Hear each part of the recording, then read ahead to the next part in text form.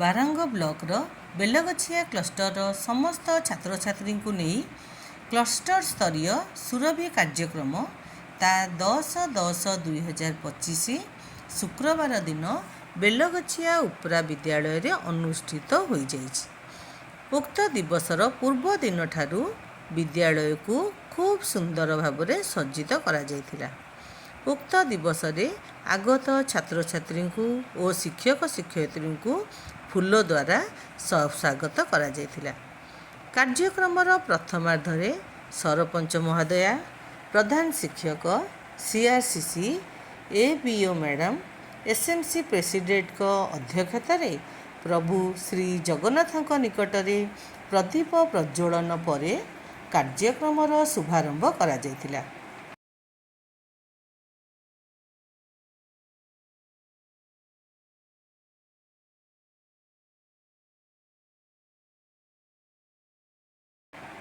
କାର୍ଯ୍ୟକ୍ରମର ପ୍ରାରମ୍ଭରେ ପ୍ରତିଯୋଗୀ ଛାତ୍ରଛାତ୍ରୀମାନଙ୍କର ନାମ ପଞ୍ଜୀକରଣ କରାଯାଇଥିଲା।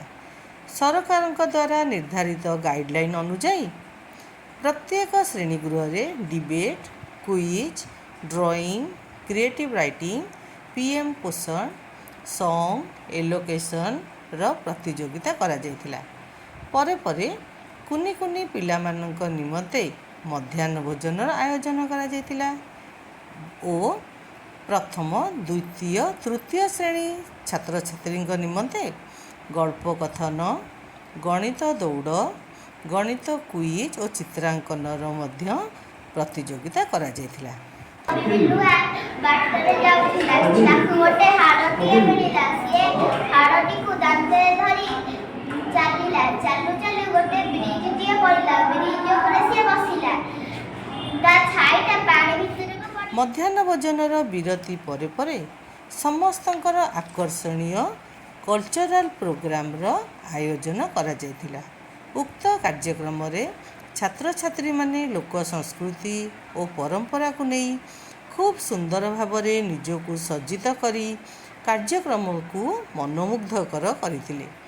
ଏହାକୁ ସମସ୍ତେ ମନଭରି ଉପଭୋଗ କରିଥିଲେ।